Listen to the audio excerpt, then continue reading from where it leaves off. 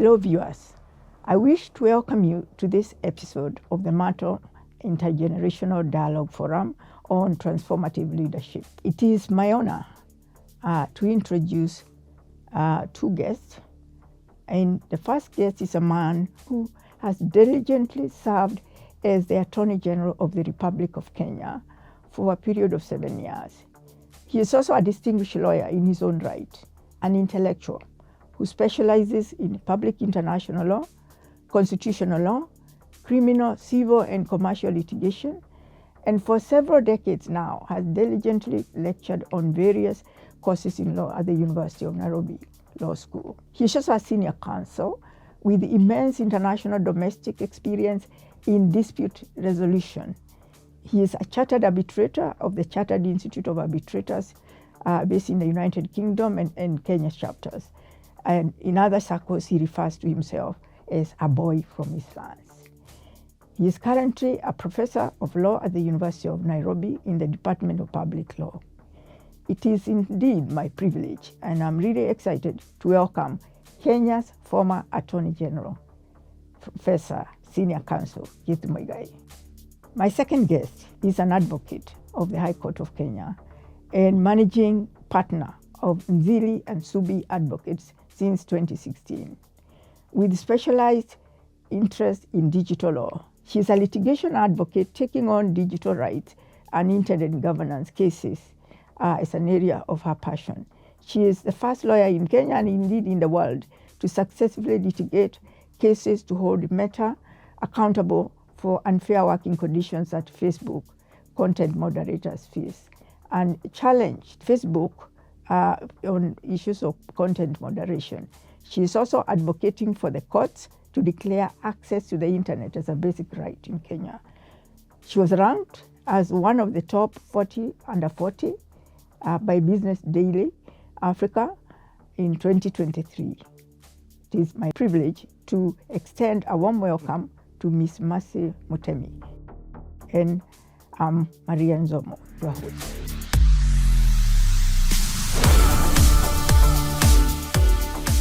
First, I would want you to give us, an inkling of your core beliefs and principles that define your views on transformative leadership. The second one, and is related to that, would you consider yourself as a transformational leader? And if so, why? For me, the most fundamental value is the value of fairness. And I think that if we perceive of our contribution in this life as making the world a better place, and then if we are fair, we shall be just. And if we are just, and then we will create good. As a leader, what do I consider my most important value? It is the value of commitment. I think that if one is not committed, one cannot lead. And commitment is important, and passion is important. I think that if one is not passionate about something, one is indifferent about it. And if one is indifferent about it, one cannot lead others because one is not leading himself in the first place. That would be my summary answer. Yeah, well put. Mercy? When I think about values generally, there's one that I have been forced to grapple with recently that for me, I have concluded that this is what I consider to be most important, and that's accountability. I think as a nation, but also as individuals, we do have a difficulty with honesty, and not just outward honesty, but honesty with ourselves. And it calls for, when I think about who I would deem as a transformational leader, it would have to be someone who's honest enough to acknowledge things that they have done, but also things that were done wrongly, things they know and things they do not know, because that creates a lot of humility and a lot of thirst for knowledge. So I think for me, accountability would be the most important value. When I would I consider myself to be a transformational leader? I think I'm not yet there where I can look at myself and say, I'm a leader in this. I feel like I'm doing important work, and I would like for the work to be transformational in nature. The work has given me a little bit of a platform, but I'm not yet there to where I would want to go. This is where I see my work taking me.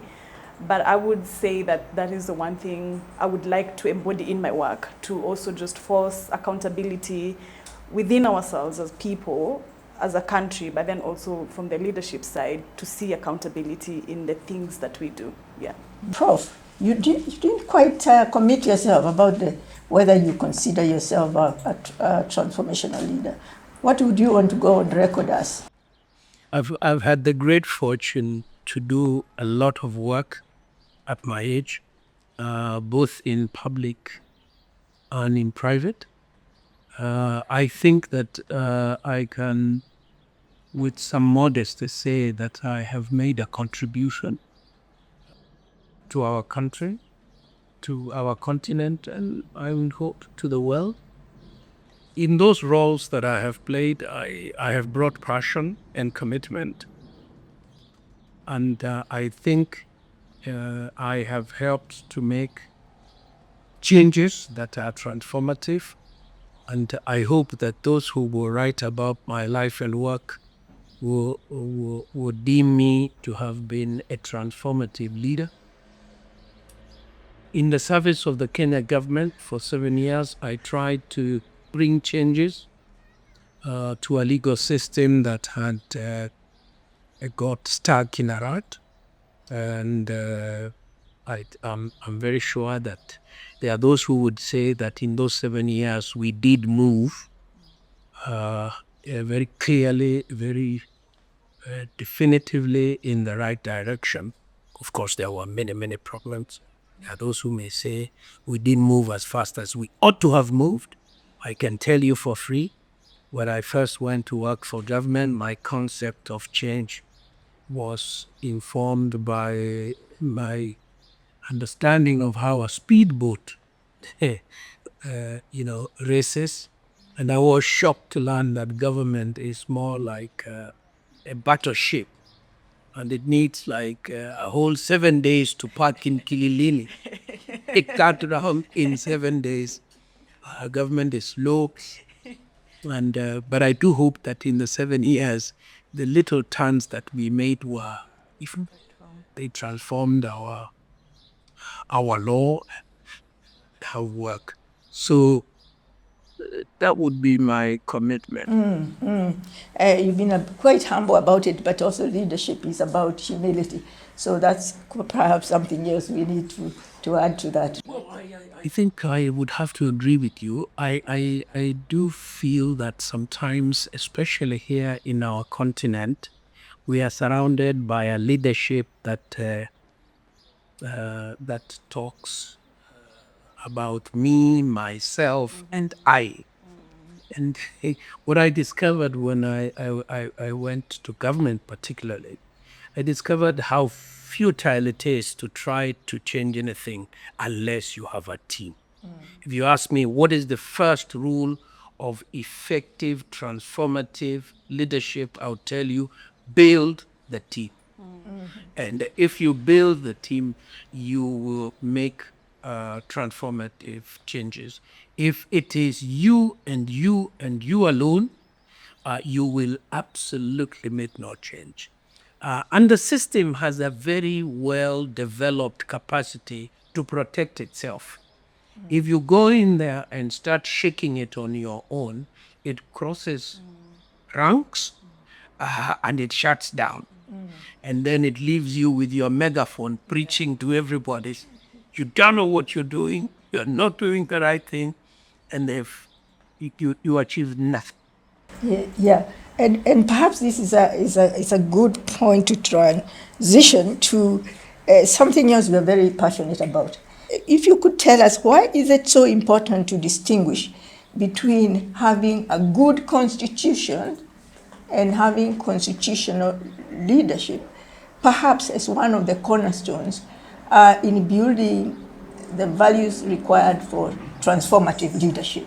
Well, I keep saying to my friends, especially my academic friends and professional friends, there is a popular phrase that says, Kenya has one of the best constitutions in the world.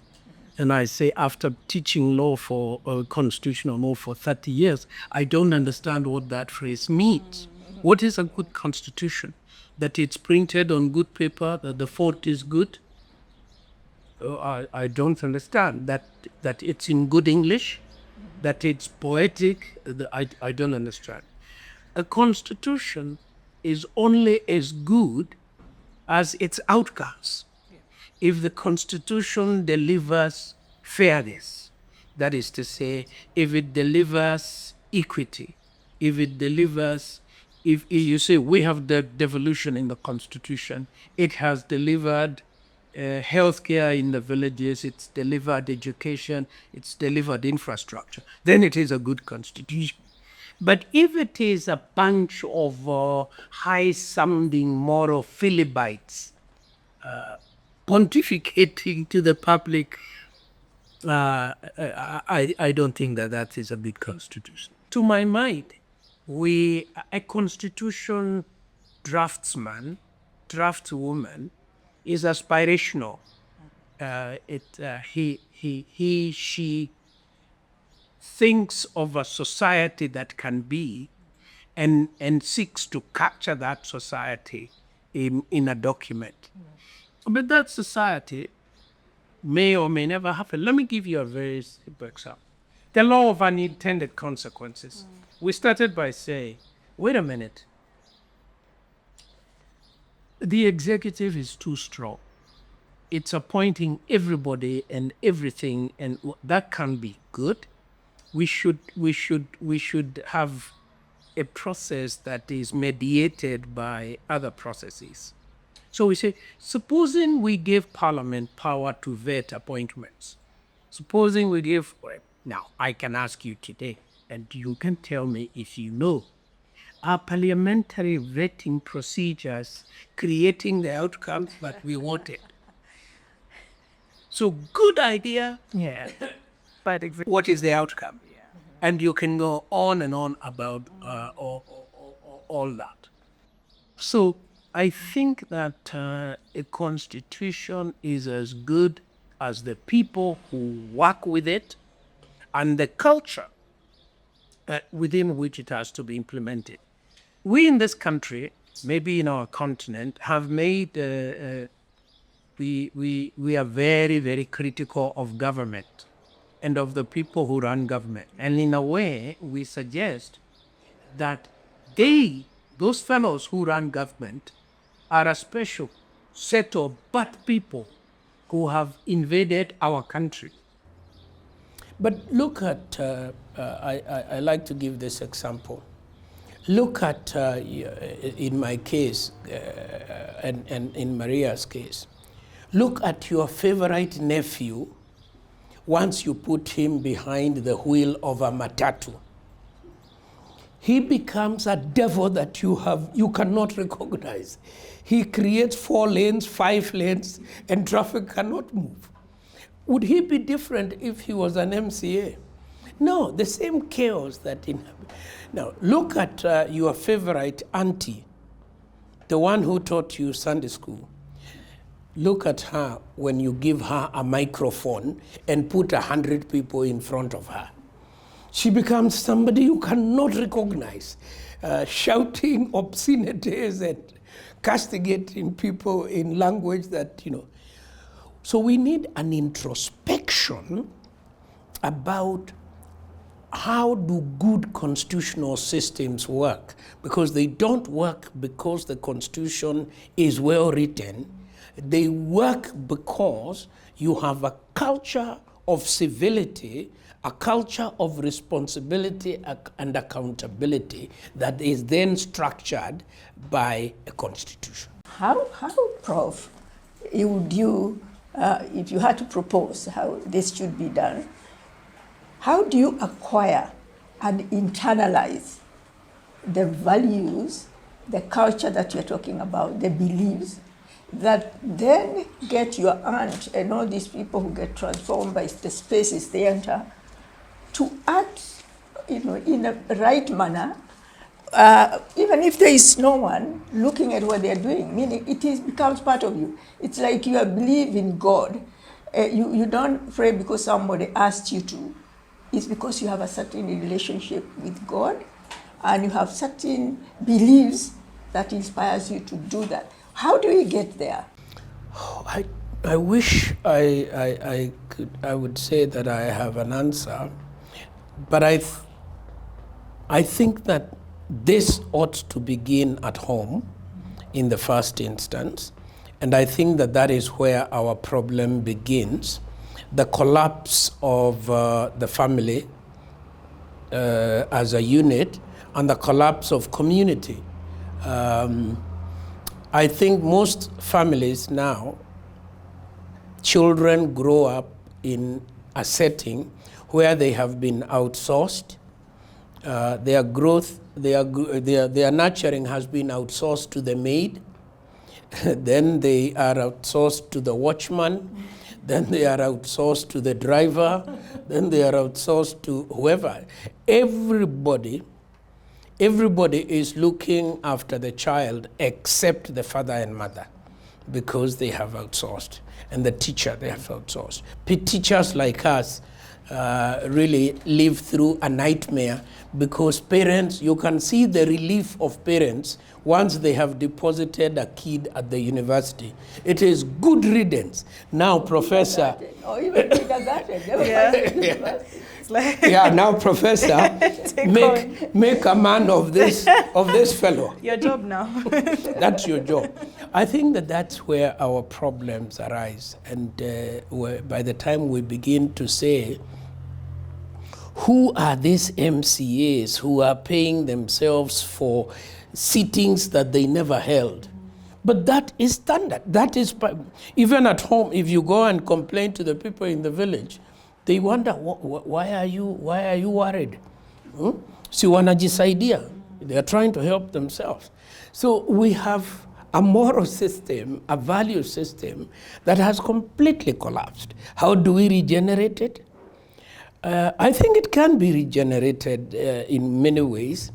I may not agree with everything that goes on in Rwanda, but I am very impressed by what has happened in 30 years, a society where people took machetes to kill each other, and in an environment of great ethnic hostility.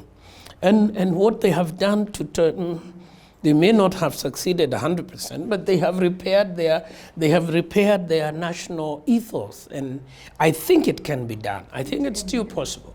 I'm old enough to remember immediately after the Kibaki administration came to office, I remember citizens stopping policemen and arresting them. And it went on for some time. And then people went back to the default mode of, So those are my thoughts. It can be done. That's what you are saying. And Mase, what do you think about the same? Because you are from the generation that came after the 2010 Constitution, which you are referencing now. Yeah. How does all this grab you, both in your personal and public experience? The context here is, while the Yash Commission was busy working on the constitutional reforms, I was a first-year student. I remember we had this printed draft Constitution of Kenya documents that you had to memorize, because the exam was going to be about what is proposed to come to the, in the Constitution. And then maybe 6 months later, it was to memorize the small booklet that was written Constitution of Kenya, not for sale. That for me it's just taken me back to that experience when we were cramming the provisions of the Constitution, knowing that yes, this is going to change things. This is going to change how things are being done, but not quite understanding just how pivotal that point in time was. And now I look back at it as a person in practice, and I'll give, I think, one of the clearest examples that has come to me recently is I represent a data labelers who do data labeling for artificial intelligence. Now the new craze is, machine learning and the algorithms taking over the world. And a lot of this algorithm training work is happening in Kenya, but it's happening in a very unregulated and unsafe environment. And one of our clients forwarded a contract that received, which is an Australian company, asking them to take pictures of their children and send, so that then those pictures can be used to label and to also train the algorithm how to pick out what a Kenyan child looks like. And you look at some of these things that are so gray, inherently you feel repulsed by this, and you can tell there's something really wrong with this picture, that a Kenyan is being paid 10 shillings to send a picture of their child sleeping, of their child playing outside, right? But there's no legal framework, right? So it is your gut instinct that tells you that this is wrong. There's no law that says, well, you can do algorithm training work, but then you cannot do algorithm training work involving children, and if it's children that are being used as data sets, these are the laws to follow. That doesn't exist. My comfort has been, we are not without hope. We don't exist in a world or in a country where anything goes. I always come back to the Constitution and looking at it and seeing the world is moving too fast, faster than any legislature could adapt. When, for example, the issue of AI came up, the immediate concern was around intellectual property rights, that somebody could use your book that you've spent years authoring to train the algorithm without any royalties coming to you, and now your work is out there in the open. That was the immediate concern. But then the human rights concerns were not very well pronounced until we started to see, oh, this is actually happening. There's a lot of bias that is being perpetrated. Racism is being perpetrated through these algorithms, right? But we are not without hope. We are not without a legal framework because the Constitution exists.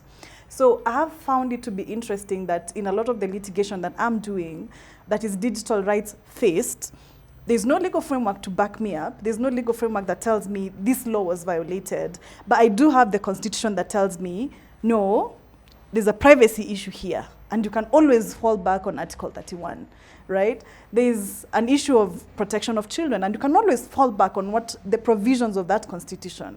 The beautiful thing, I think, with the Constitution is this ability to give judges the power to develop the law, to make it possible to realize a right to the highest possible standard, right? So we were faced with a question, for example, of human trafficking. And this is in the context of big tech companies, conducting human trafficking to bring labor here to do the work. And from a Kenyan context, I mean, you don't enter a labor class and are told one of the Kenyan problems is human trafficking. Watch out for this, and this is the section of the Employment Act that you need to rely on.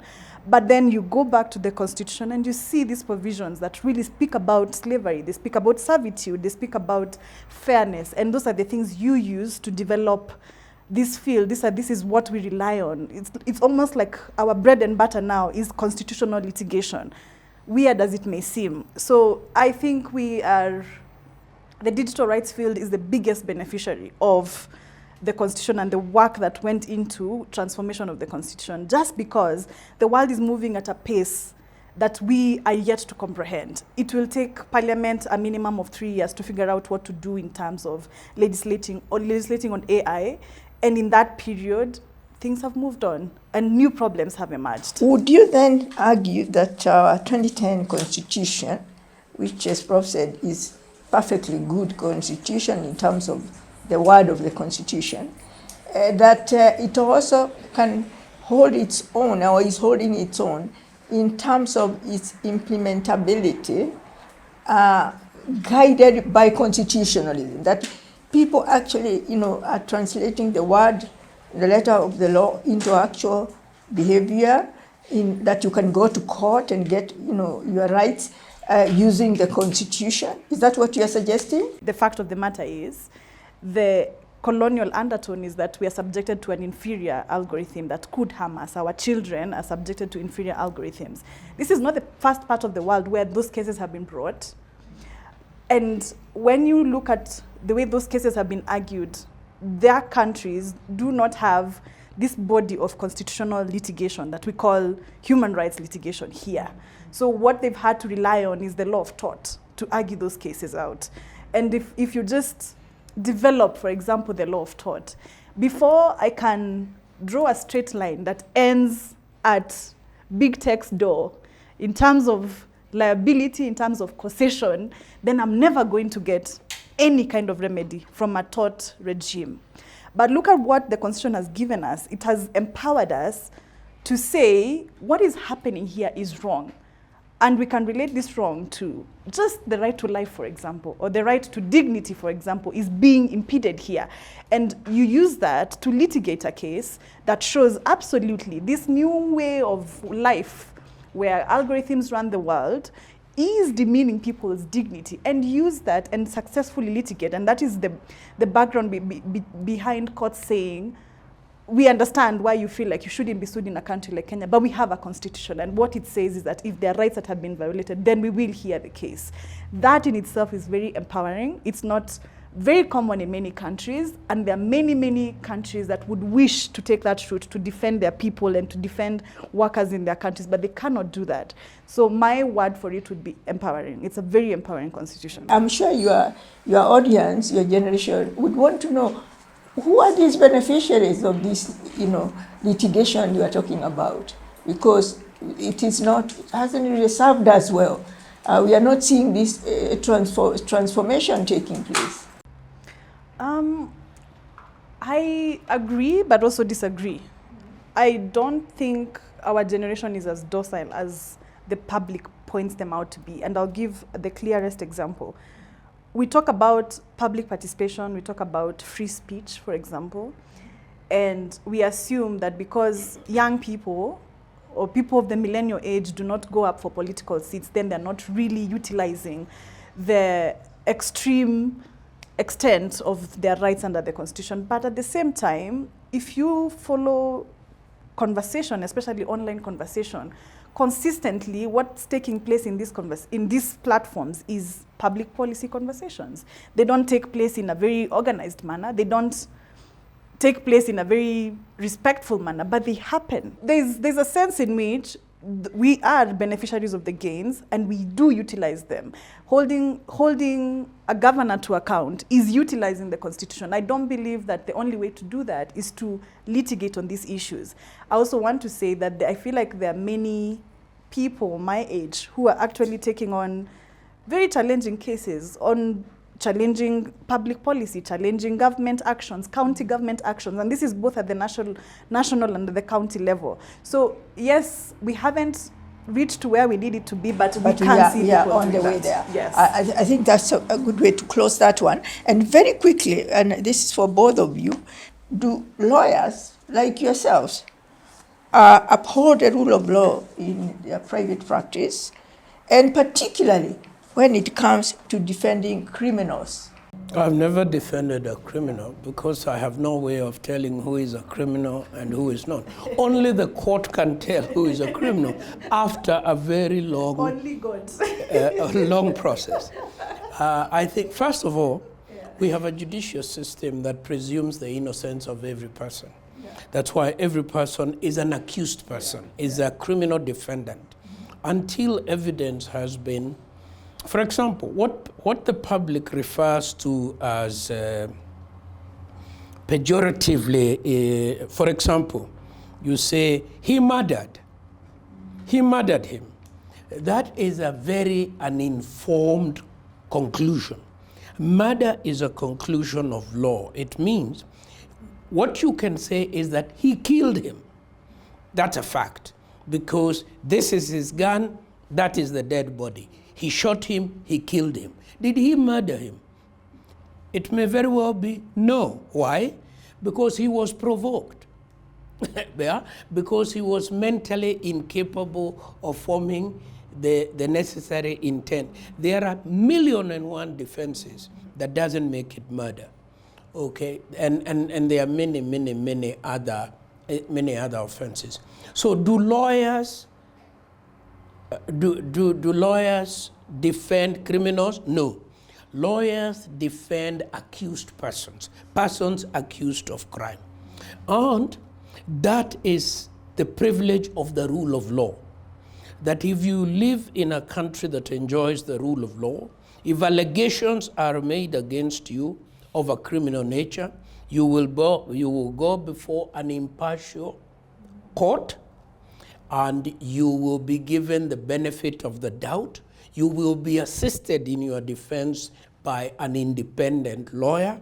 So it is a good thing, not a bad thing, in my very humble view. Well, I feel like I started this topic on a very naive note. When I was much younger than now, I had made a rule for myself: do not defend criminals. And I went into practice with that thought. And a few years back, we expanded our office and got a small branch in Mwingi, if you know, Kitui County. And part of my practice involved going before the High Court in Garissa. And the judge at that time had noticed lawyers did not like going to that court, and had made a rule that if you want any of your matters to be heard before this court, then you have to sign up for the pro bono program to defend people who've been accused of murder. And that was my first murder trial that I had taken on. And I think looking back, I feel like I was very naive to come up with such a stance. When I consider it, these are people. At the end of the day, they are people with very human stories. It's very surprising the context in which these crimes happen. And once you understand your role as a lawyer is not to get your client off, I think it really becomes contextualized for you. My role when I'm representing someone who's been accused of any offense is to make sure that the law treats you fairly. And the law treating you fairly also includes the law treating you so fairly that they find you guilty. And that is fine. And I will have played my role to you, to God, and to society. So I'm not going to lie for my client. I'm not going to compromise the prosecution. I'm not going to compromise the judge. What I'm going to do is do my job and make sure that you are accorded a fair trial. And while at it, make sure while you're in remand, you are accorded protection, just as a person would be accorded protection. So there are situations where you come into a lot of moral conflict, and I think mine is not, the big criminal tag, but rather, people who've been accused of sexual offenses. Because then you look at the world and you see how many women have suffered and have not gotten justice from that end, and you ask yourself, am I going to be the reason why another woman doesn't deserve or doesn't obtain justice because I defend someone who's accused of sexual offenses? But I think the best way to center yourself as a lawyer is to forget the morality of who is the judge, who did, what is your job in this situation.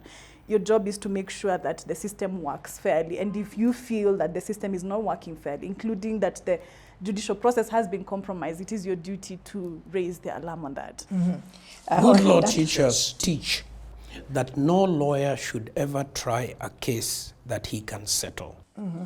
So even in criminal cases, good criminal defense lawyers help the criminal justice system to achieve justice within those narrow confines. For example, if a person has died in the context of some scuffle, is it murder? Is it manslaughter? Is it accidental homicide? The law is not open and shut. A good defense lawyer should be able to say to the prosecutor, look, madam, you have 100 cases. Yeah? You are 5 years behind your backlog. Stop charging this man with murder. Charge him with manslaughter. We will accept. We will plead guilty to manslaughter. We will accept a non-custodial sentence. We will accept probation. Some justice is done to everybody. The family brings closure. The accused person is punished. And the system gains credibility in the face of the public. Yeah. So it can be used positively. Absolutely. I actually agree with that. And just looking for those opportunities where what the bigger justice of the case is. If for example, a family was harmed, a badly tried case will lead to an acquittal, and there's no justice there. Yet if there's some feeling on the side of the accused person, you just taking the responsibility and say, yes, this is something that happened, it was accidental, brings so much greater community justice than an acquittal. That, yeah. Yeah, I think we'll leave that one there, and I'm sure other landed friends, you have something to say about that in the comments, and no other viewers. And I want quickly to touch on an issue which we cannot leave this space without hearing both your views, but especially Prof. And this is the 2/3 gender rule, which you know is right in the core of our constitution, actually in chapter 4. You are the government chief legal advisor in your capacity as the Attorney General. Tell us, how do we deal with this? How do you talk about transforming leadership if we don't address serious issues such as this? Because the no more than 2/3 is not just meant to benefit women. It is actually saying that in any public position, there should not be more than 1/3 of any of the two genders. Oh, wow, this is a matter that it took so much of my energy. I drafted 3 different bills, and all 3 bills were defeated. It is one of those matters that are, everybody pays lip service to we are committed. We want, and then when push comes to shove, you are on your own. So much so that at one point, the last bill that I prepared, I took it to the president, and we had a meeting with the women parliamentarians. Half of them did not come to the meeting. They were overseas, traveling on benchmarking. When black people, for example, have made progress, they have become part of the problem of progress being achieved further, because they arrive and they sit down at the table and they enjoy being at the table. And I can tell you without fear of contradiction that the gender rule has not received the support of women that it ought to have received, number one. Number two, the women in political life have not demonstrated that by being there, they have changed the character or are changing the character of politics positively, so that even the man in the village says, we want more women. We demand more women. Because when women enter politics, there is less theft of public resources, there is more responsibility. If you view our parliament this afternoon, chances are there will be no quorum. And including non-quorum by the women members. So we have to attack this problem, Prof, from 2 sides. We need to, I remember you wrote a lot of literature in the 80s and the 90s about mainstreaming the gender agenda. I think you need to go back to the trenches, Prof, and re-mainstream again, because we need everybody to understand that this is in everybody's best interest, and that a society that respects and empowers its women is a better society. Now, science speaks to it a million ways.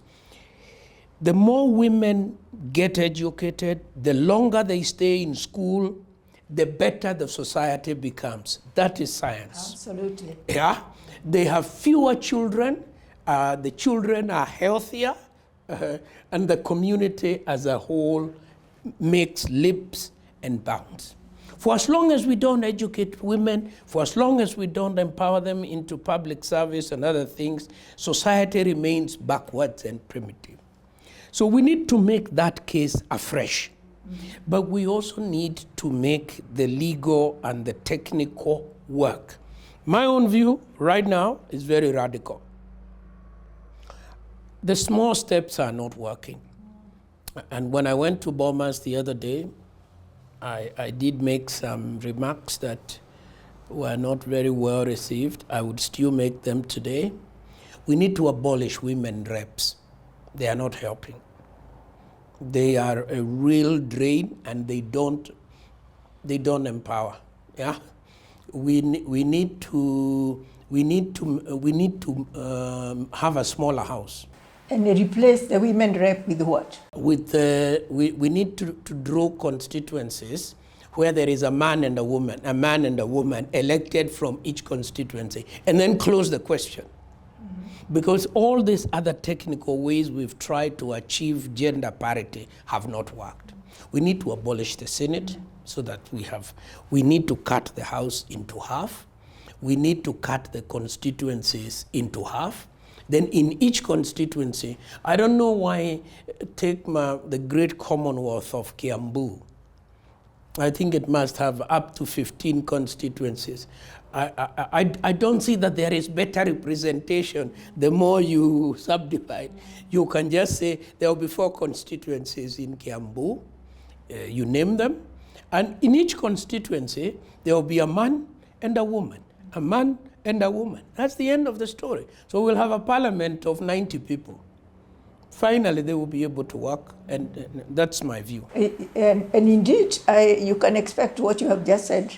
There is going to be some reaction from women because you have suggested that more than half of them were in New York when they should have been in Parliament defending, a rule that have been fighting for years.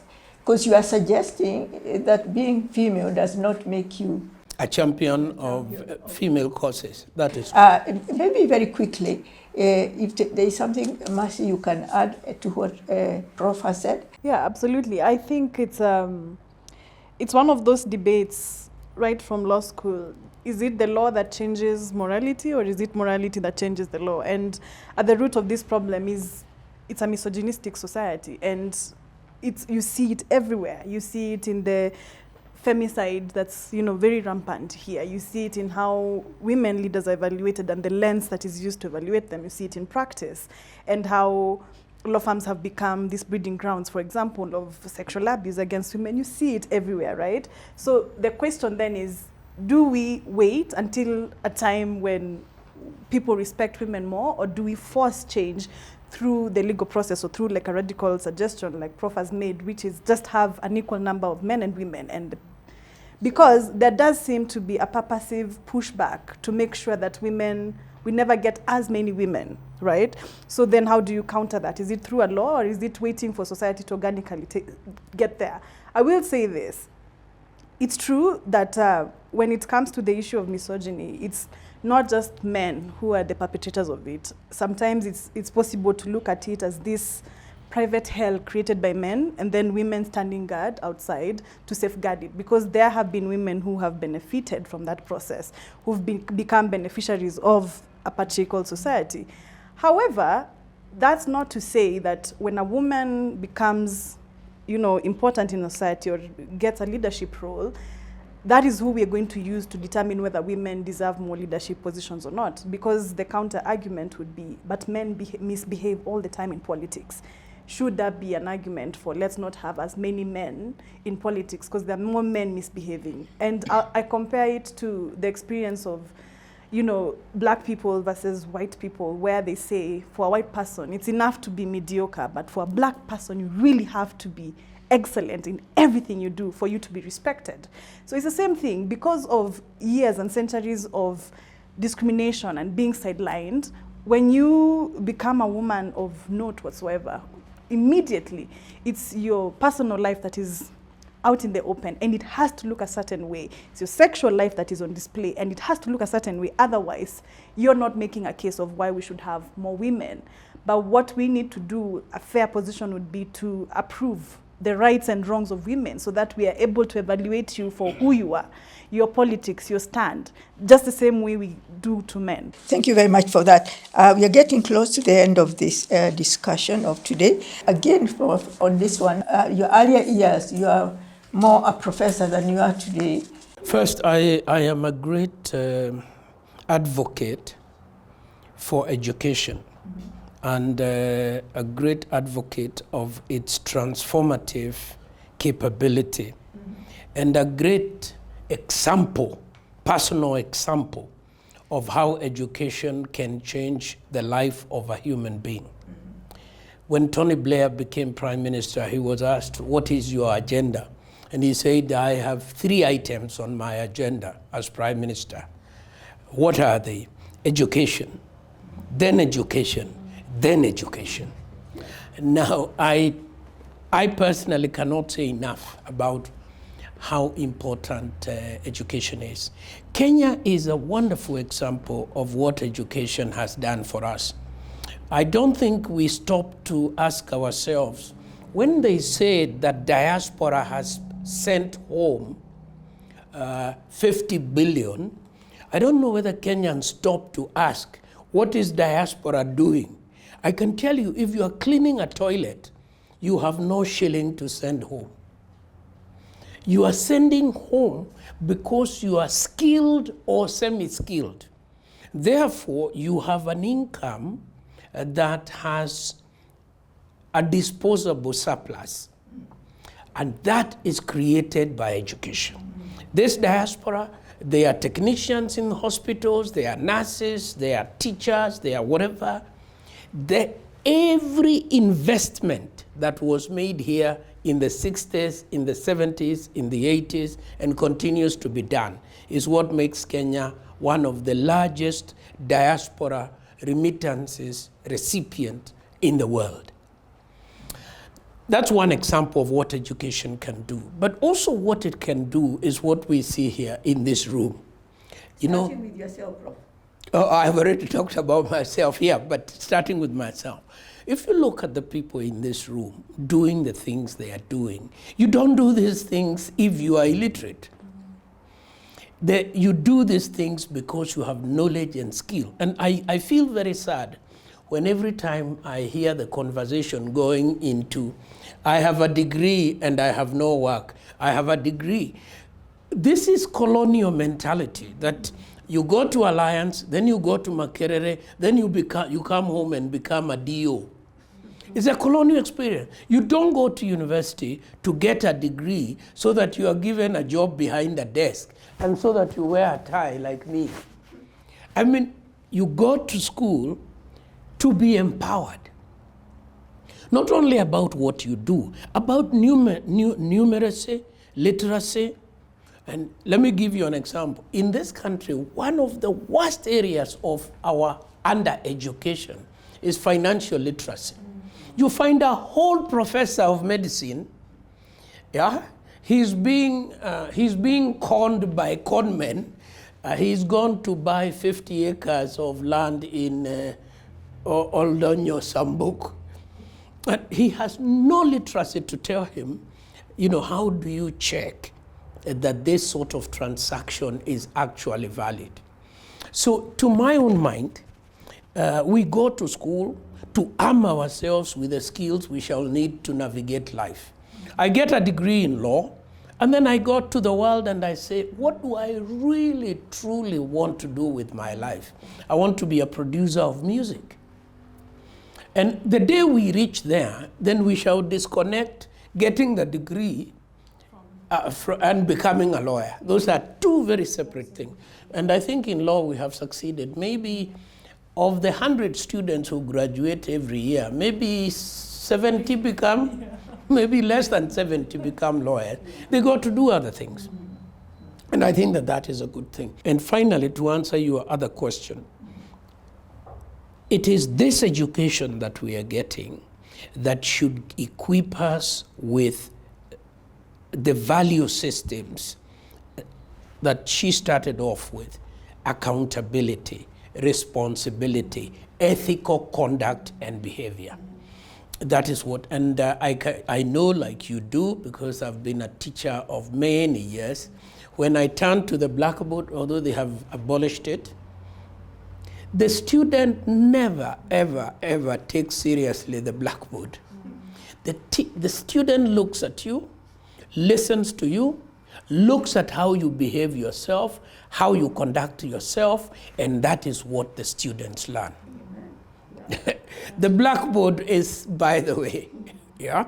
And the most transformative teachers are transformative not because of what they've written on the blackboard.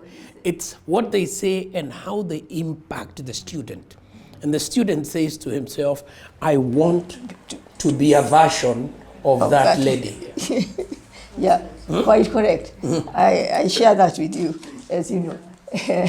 Mercy, what do you think? I know you are into being lawyering, but you have gone through an academic process. Yes. To have learned a thing or two on this matter. I think my idea of change came from divorcing the idea of education as an obligation. I have to go to school. You got an A, I have to go to school. I have to go to do medicine. I have to go to do law. You've gotten a degree, I have to go and become a lawyer. When that sense of I'm doing these things because they're expected of me, when that sense leaves you, I think that's when the real education begins. And my clearest example of this is a lot of us Kenyans are very well educated. I think we're a population that I don't have the statistics, but a lot of us are educated, but a lot of us do not have the tools to cause change within ourselves, cause change within society, because education for us was an obligation. It was something that I did because I needed to do it, and then accidentally I was smart as well. That curiosity, I think, is really lacking in our society. And when I think about it in the context of the kind of work I do, which is you have to be curious. It's not enough to say, oh, let me just get on these new products like ChatGPT. You have to be curious. So what is the machine behind this? How does this technology come about? That is when, as Kenyans, we begin to transform ourselves from just being citizens, but also to become like agents of change in our communities, in our personalities. We have to develop that curiosity. I see it lacking amongst us. I see it lacking in a lot of our leadership. You see a lot of the problems presented as half-baked truths. And you can tell, while somebody went to school for this issue, they do not have the curiosity of understanding how the world has moved and what is happening in the world and what is the current status. They would rather sing about, I have a PhD in this, I have this and this, but they do not have the curiosity to understand the world as it is. And without that, then we're not going to cause any effective change. What is your own view on in terms of the way the world is going, this highly tech world controlled by these huge giants? It's the same place where you are trying to push that knowledge now that you have, which Mercy is saying it empowers. Are you in a better position to help transform this so that those of us who are not in position to be able to survive in this fast globalizing world of the 21st century? Prof. We're living at a time where what predominates now is the knowledge economy. There is no way that any part of the world, of the globe, will make any impact whatsoever unless they keep pace with the knowledge that is being generated. Much of that knowledge is technical knowledge. The more societies are left behind by that knowledge economy, then the more they will be swept aside from being relevant to the future of mankind. Education is the only way through which we can acquire this technical knowledge and information, like she has so ably demonstrated. So our future in the world, unless we want to breadcrumbs given to us by benevolent, wealthy countries and peoples, we must ourselves lay a stake to the knowledge economy and make it our very own. Absolutely. Mm-hmm. Yeah, when I you. think about the positioning of Kenya at the global stage, it is very possible for us to take a seat at the table. We are not doing that at the moment. We are not showing up at the negotiation table the way we are supposed to. And for me, it just begins with this question of when we hear of partnerships with big tech companies and the government, Can we challenge ourselves to be curious enough and find out, what do these jobs entail? What is the net benefit to our country? If we say, for example, keep pumping content moderation jobs into Kenya to our youth to give jobs, yes, those are jobs, but those are the same young people who are saying, after 2 months, I cannot work, I cannot wake up because this work has damaged my mental health. So open the blinds, develop the curiosity. If we want to do this work and to position ourselves globally, how do we better protect people? Yes. Yeah, thank you very much, Ms. And we would have wanted to go on. This is a very good conversation, and I'm sure even our viewers are impressed by the level of delivery we have found here today. And everybody must have learned something they didn't know before. We hope so, that somebody there has been empowered, inspired by this very rich discussion here. I'll allow you 1 minute each to just summarize what you've been telling us, Prof. The last word before we close. Prof. I share the optimism of my co-presenter about the future of our country, and because I'm so inspired by the energy I see in young people, especially young people around technology, and I feel that Kenya has laid a claim to the future, as has Nigeria probably, and one other country on our continent. But I do think that leadership is important. We must have the leadership, political, social, and otherwise, to harness that capability. I would say in every generation there comes a pivotal point, and I think for our generation, this is it. This is the moment where we shape our digital future. It has become now a known fact that we are moving into a digital world.